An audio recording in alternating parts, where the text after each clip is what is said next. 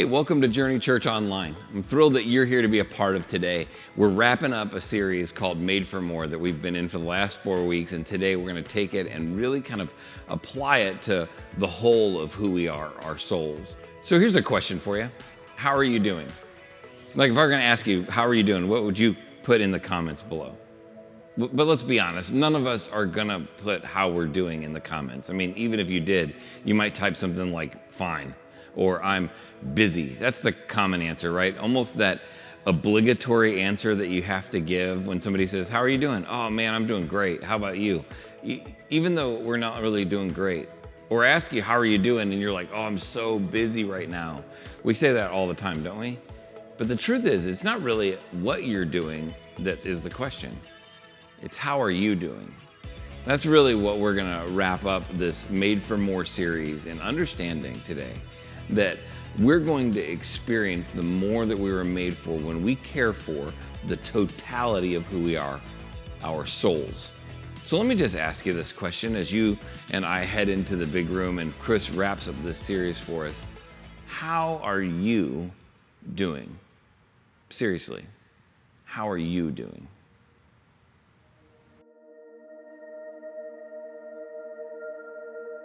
I feel like I do all the things I'm supposed to do in life. I go to work and do my job. I'm a decent friend. I try to give my family a good life. I go to church. Sometimes I volunteer. I even pray and read the Bible from time to time. But is that really life? Is that what God created us for and called us to do? There has to be more. Life has to be more than just being a good husband, a good wife, a good friend. Life has to be more than working a job so that we can get a paycheck that just keeps the bills paid. Is that it? Do we go to work, do all of these things, get in a routine just to come home, go to bed, and do it all over again? If we're not careful, we get caught on this treadmill that we call life and ultimately go nowhere. But you see, God designed us with a purpose.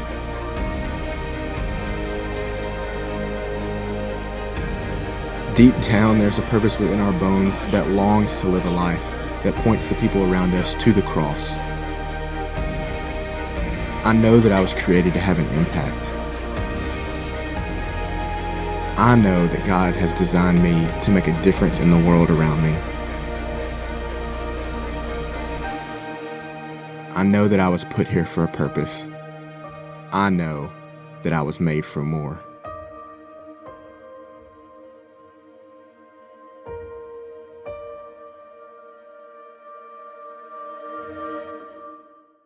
Don't ask me not to say smart aleck things if you're going to set me up with ridiculous questions.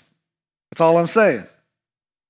Well, let me explain. I went to the doctor a few months ago, and when I went for a checkup, and I sat down on the table, and the guy walks in after I waited for a while, and he says, "So you're here for a checkup, right?" "Yep." "So how are you doing?" Well, see, that's what I'm talking about. If I knew how I was doing, I wouldn't have to go for the checkup and pay him my money and use my time. That's ridiculous. How do you expect me not to be snarky when you say things like that? The question, how are you doing, is a big one. By the way, how are you doing? Not just how are you or how are you doing, but literally, how are you doing? It's something we talk about all the time. While I was at the doctor, they started doing some stuff. They took my blood pressure, my temperature, and checked my blood oxygen. Eventually, they drew some blood, and they sent me results back, and they could tell me my cholesterol and my potassium, and somehow they figured out that I love to take long walks on the beach at sunset. I don't know how all of that got into it. In the end, what they were trying to do is come to this point. If I know what is happening on the inside, then I can predict what's going on the outside. Does that make sense to you? What they can do, I can look at the outside of me and figure out a few things, but they were trying to tell me what was going on the inside. It's a predictor of what the outside's going to be. For instance, if I come back and my cholesterol was 600, they would probably say, we can predict that you need to start to anticipate kind of a tightening of the chest and some weird feelings down your arm because that's coming your way.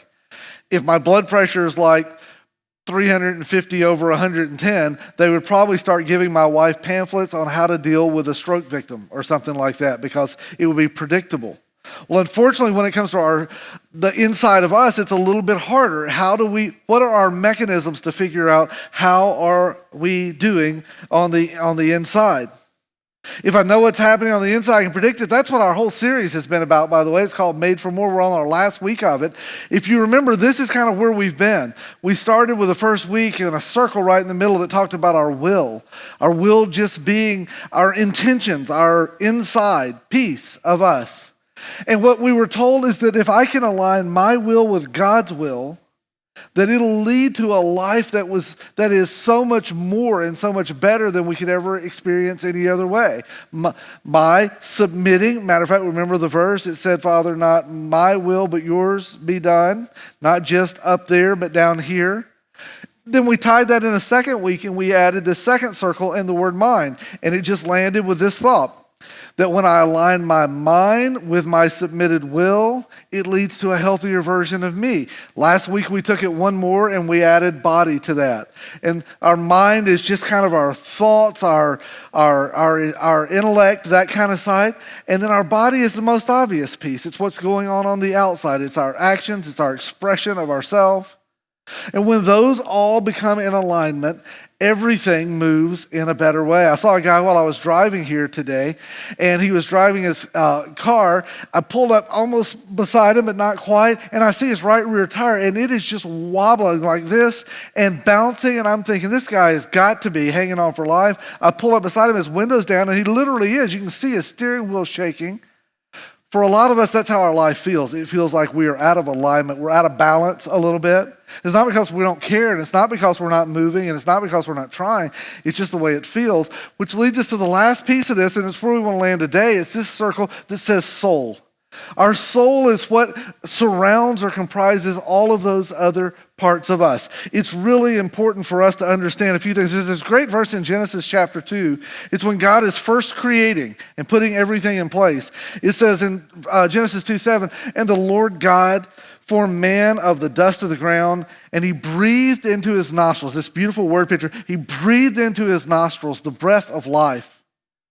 And then there's this phrase, and man became a living soul. By the way, that is your story. Man, woman, young, old, doesn't matter. That God literally has breathed into you the breath of life. And he has made you a living soul. And as a result, the question of how is your soul is a big question, and it's where we want to finish our series today. Here's what we know, that a healthy soul is one where all of our parts are fully integrated. A healthy soul means all of this is in alignment. Maybe the other side of that is equally obvious. When our soul grows unhealthy, what we want is to integrate everything we have so it goes together. When we are unhealthy in our soul, we begin to disintegrate. The parts actually start to destroy the other parts. That's how a lot of us live our life. Not because we don't care, not because we're not trying, because that is just the way life works sometimes. So let me read you a story, and that's the way we'll start talking about the soul today. Hopefully some things that'll be helpful. It's like story time at Journey, everybody. Sit back and relax. Here we go. There once was a town high in the Alps that straddled the banks of a beautiful stream. The stream was fed by springs that were as old as the earth and as deep as the sea. The water was clear like crystal. Children laughed and played beside it. Swans and geese swam on it. You could see the rocks and the sand and the rainbow trout that swam at the bottom of the stream. Well, high in the hills, far beyond anyone's sight, lived an old man who served as the keeper of the springs. He had been hired so long ago that no one could remember a time when he wasn't there. He would travel from one spring to another in the hills, removing branches or fallen leaves or debris that would pollute the water. But his work was unseen. And then one year, the town council decided that they had better places or better things to do with their money. No one supervised the old man anyway. They had roads to repair and taxes to be collected and services to offer, and giving money to an unseen stream cleaner had become a luxury that they could no longer afford. So the old man left his post high in the mountains. The springs went unattended. Twigs and branches, and worse, muddled the liquid flow. Mud and silt compacted the creek bed. Farm waste turned parts of the stream into stagnant bogs. For a time, no one in the village noticed, but after a while, the water was not the same. It began to look brackish. The swans flew away to live elsewhere. The water no longer had a crisp scent that drew children to play by it. Some people in the town began to grow ill. All noticed loss of sparkling beauty that used to flow between the banks of the streams that fed the town. The life of the village depended on the stream, and the life of the streams depended on the keeper. The city council reconvened, the money was found, and the old man was rehired. Yet, after another time, the springs were cleaned, the stream was pure. Children played again on its banks. Illness was replaced with health. The swans came home, and the village came back to life. The life of the village depends on the health of the stream. The stream is your soul, and you are the keeper. The life of the village depends on the streams. The streams are your soul, and you are the keeper. That in our life, there are streams that have to be kept, and when they're not, our life will lose its beauty. How's your soul today? That's where we start. Oddly enough, we live in a world where it takes absolutely no effort for your streams to get cloudy, for your world to get distorted. It doesn't take effort to pollute your soul. If you ever noticed in your house, dust just accrues. You don't have to try. It just happens. Dust happens. Maybe that would be a great bumper sticker. For a lot of us, that is the truth of our internal life, that we don't have to try. It's not that we're trying to mess something up. As a matter of fact, a lot of us are trying really hard to do just the opposite. But pollution, disruption in our life distracts, dissettles, disintegrates our soul. Jesus had a lot to say about this. In Matthew 13, he had a bunch of people who were listening, and he told them like a story, kind of like the one I just told you, and he made points from it. Let me just give it to you. It might be familiar, or maybe you're brand new to this. In Matthew 13:3, here's his words. He said, listen, a farmer went out to plant some seeds, and as he scattered them across the field, some seeds fell on a footpath, and birds came and ate them.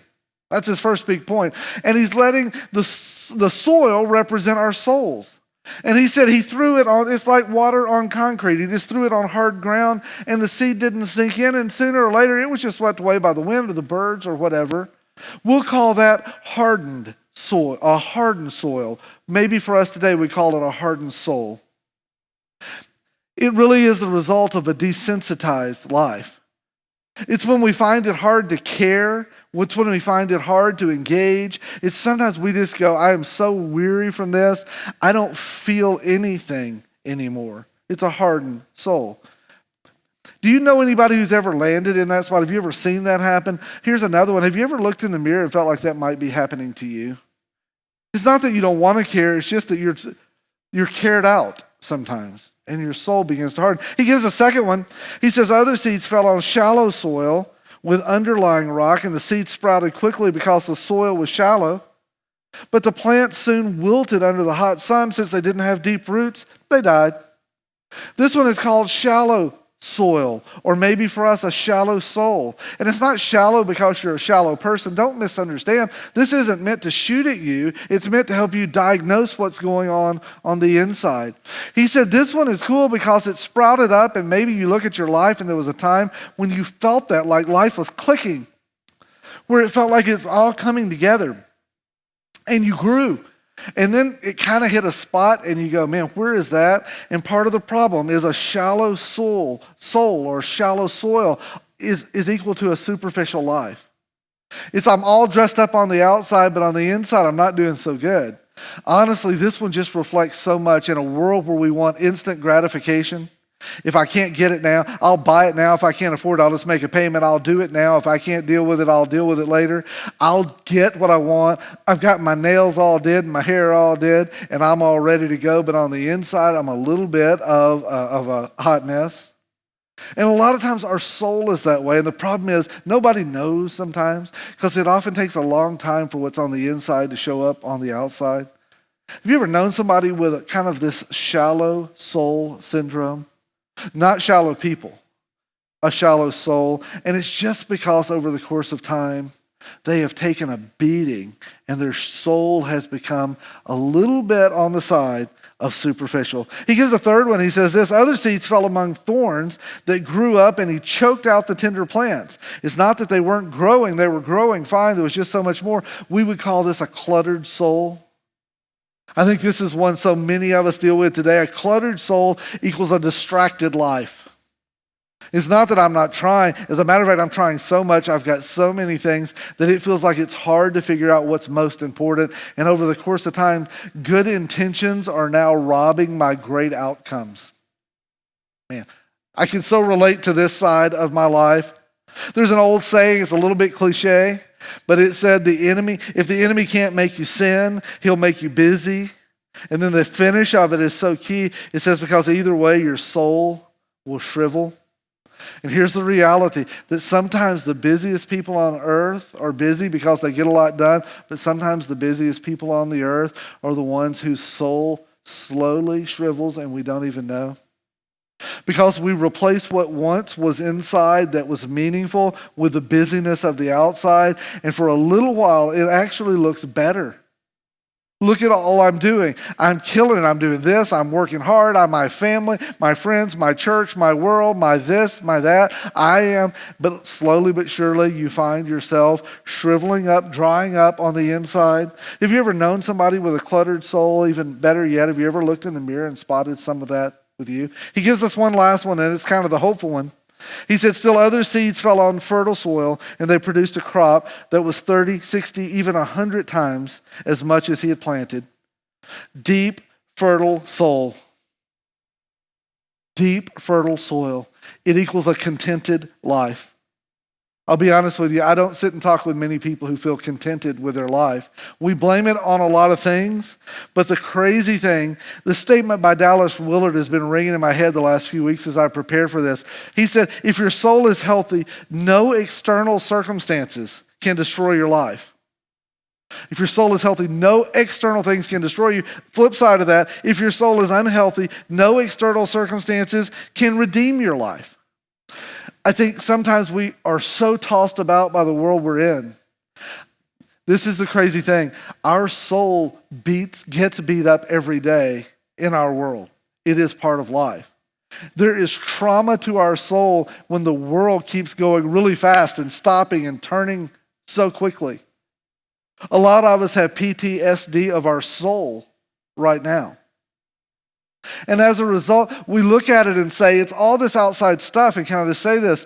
The outside stuff is just demonstrating what is going on the inside.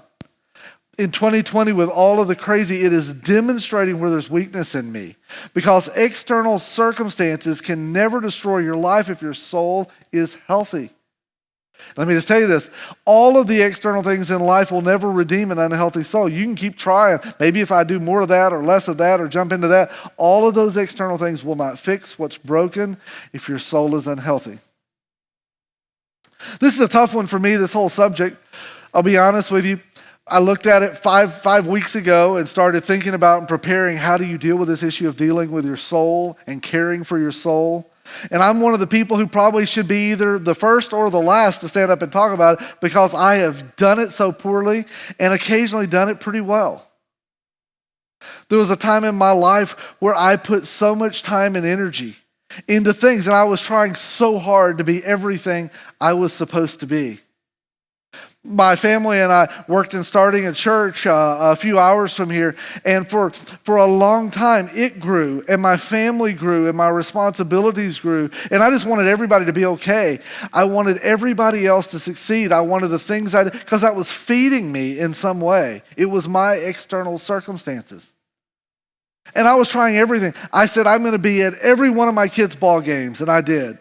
And I'm going to be at every work thing, and I did. And I got up early, and I stayed up late. And I was going to show up. Hey, if there was a presentation at school where they did the pledge and sang a ridiculous song, I did it, and I acted like I like it, doggone it, because that's what good parents do. I tried to be at every doctor's appointment.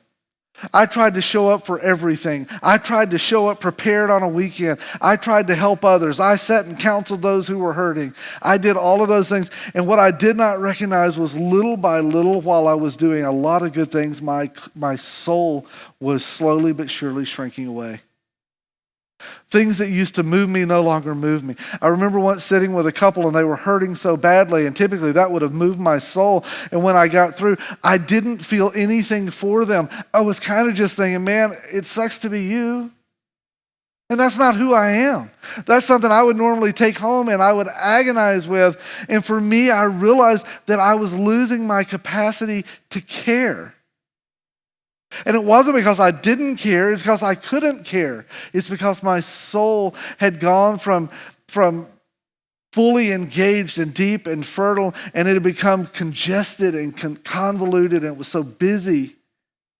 It had become a little bit shallow because I had to reach for temporary things, and slowly but surely it was becoming hardened.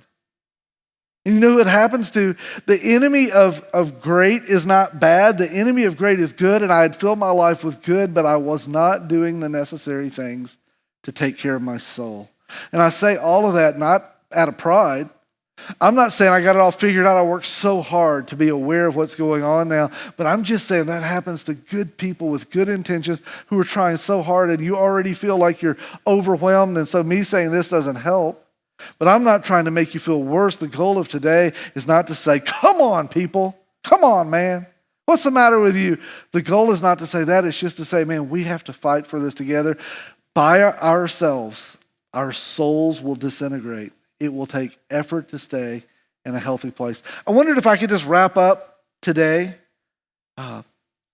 with some things that maybe would just be symptoms. Like if your chest is tightening, they say that might be a symptom of a heart attack. It might not be. You might have COVID. Who knows? If certain things happen as a symptom, maybe some of these would be symptoms of some soul sickness. And maybe they won't apply to you exactly, but maybe it'll at least get your mind started. I'll go as quickly as I can. I've got a few of them. Maybe you would say something like this. Once I woke up and I couldn't hardly wait.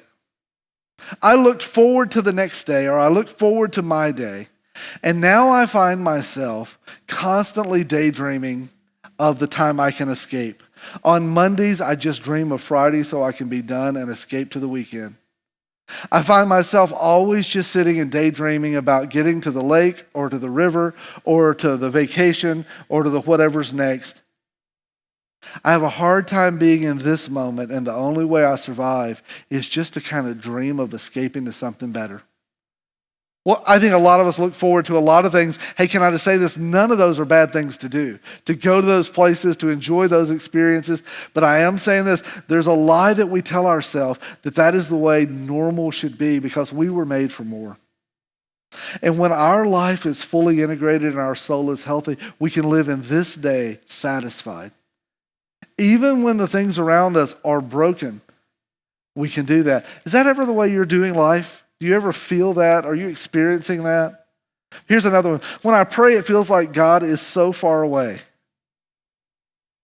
It just feels like I end up thinking about all the things I need to get done or all the things I haven't done or whatever else crosses my mind, but it seems like God is so distant. Man, I've experienced that in my life. It is such a difficult thing. There's other times when I've talked with God and listened to God, and it felt like I was so connected. But when it feels like God is far away, can I just tell you this? I know, duh, but God hasn't moved. When it feels like God is distant, He is. Matter of fact, it says He draws close to those who seek Him. It's not God. It means it's just a symptom that maybe there's something going on. Maybe my heart is becoming, my soul is becoming more shallow. Maybe it's becoming more consumed with other things. Maybe it's becoming hardened. Here's the third one. I used to prioritize spiritual things. Now I have so much going on, it's really just hard to fit them in. I used to make a big deal out of doing the right things first, the big things first, and my spiritual life was it. Caring for my soul was top priority. And now, here's what's crazy. We live in a world where people's spiritual things in the last year have gone down significantly in the percentage of time we give to them. And at the same time, the number of people that are dealing with depression and dissatisfaction is going through the roof. Yeah. Wouldn't you expect that? But for many of us, it's like we used to, being at church on a Sunday or attending or watching or engaging was such a big deal. And I'll be honest with you now, if I can get to it once or twice a month, it's a really good thing. And here's the crazy thing.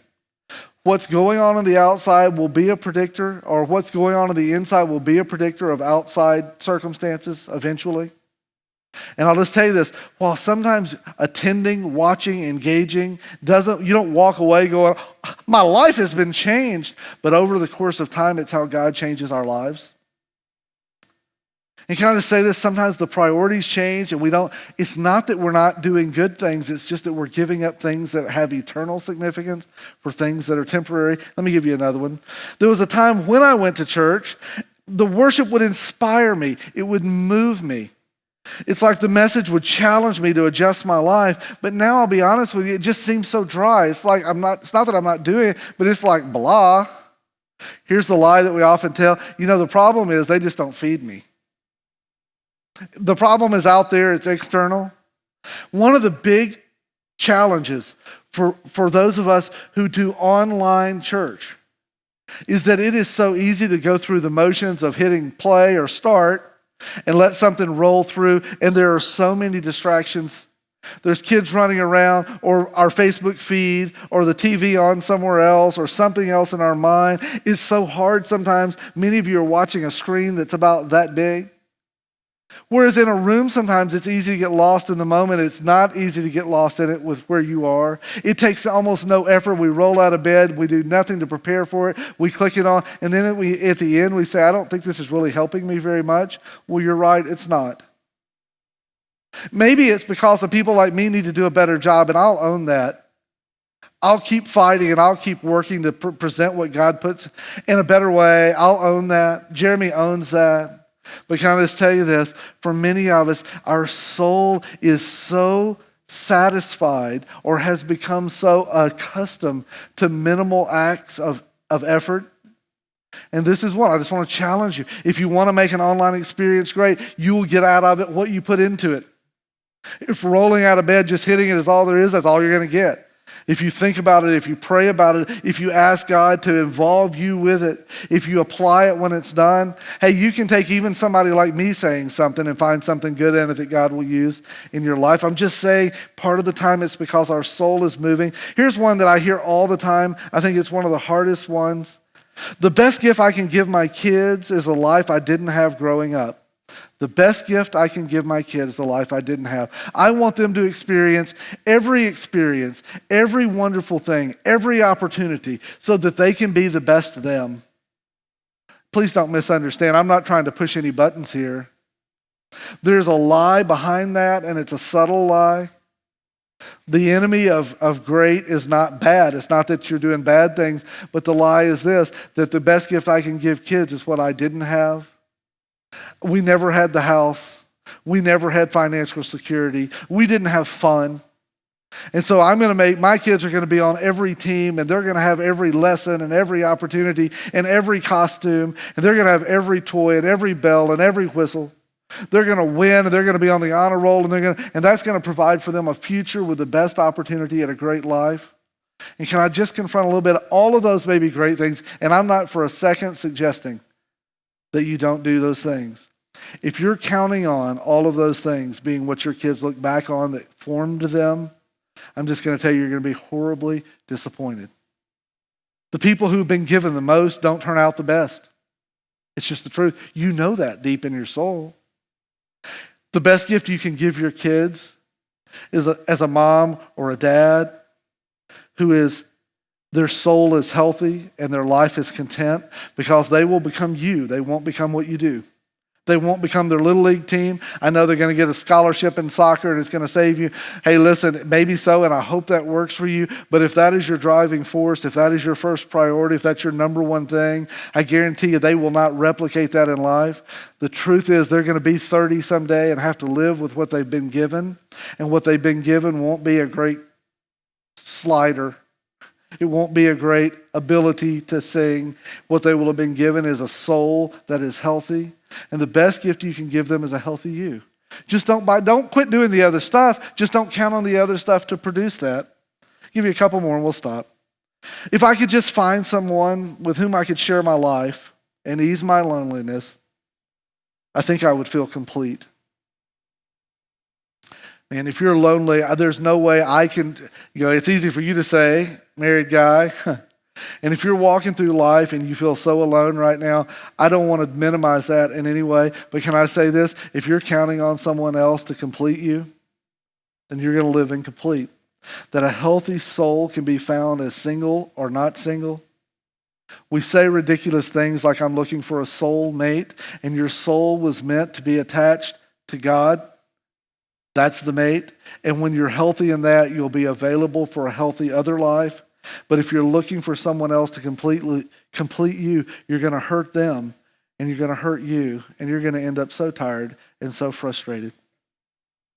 There's just little lies behind each one. A person with a healthy soul can live in their conditions right now and find wholeness. Single or not single. Temporarily alone or permanently alone. I don't know.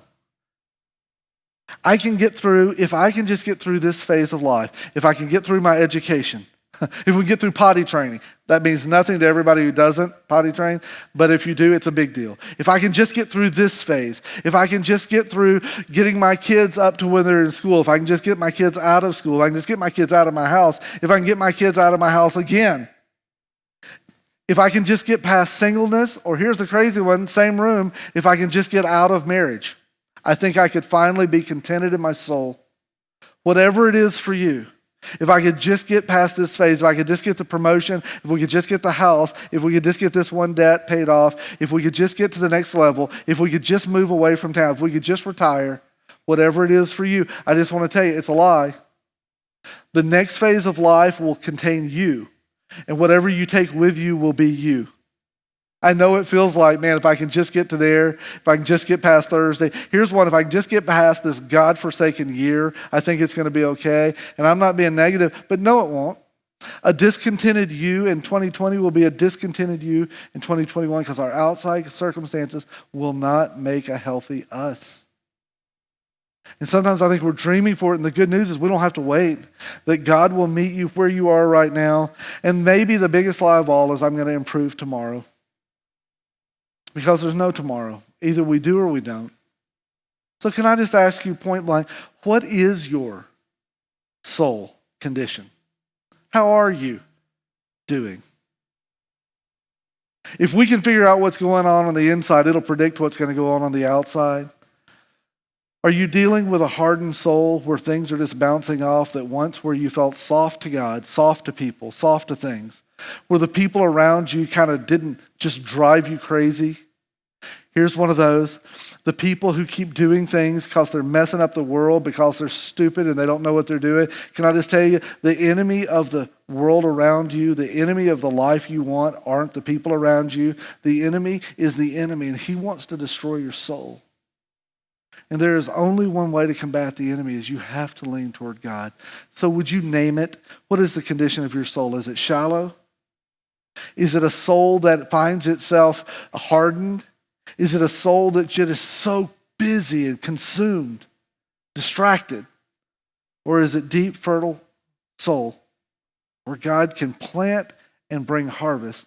Where is it for you? If you don't know, you can't grow. So there's your challenge this week.